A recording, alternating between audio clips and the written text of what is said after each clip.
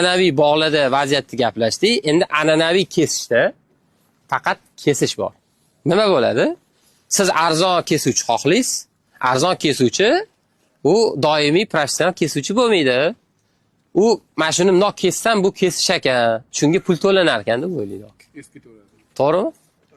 Endi qarab turing. Bog' egasiga va hozir kimdir kelib shunaqa kesib bersa sizlarga, kesmabsanmi deysizlar. Sizlar kesishdi, mana bularni hammasini chopib tashlashni qabul qilgansizlar. Endi sizlar deb umumiy fermerlarni aytayapman. Ya'ni bu bor narsa Toshkentda ham doim yursangiz, shilib tashlashadi. Hech narsa qolmaydi. Mana buni o'zi qoladi. Fermer mana shu uchun barakalla zo'r kesibsiz, pul to'laydi, aka. Bo'ldi. Tushunyapsizmi? Kichkinagina bo'pti daraxtim, karlik qilib beribsiz, pakana qilib beribsiz deydi. U meva bermaydi, lekin keyingi yil kelsangiz bu changalzor bo'ladi.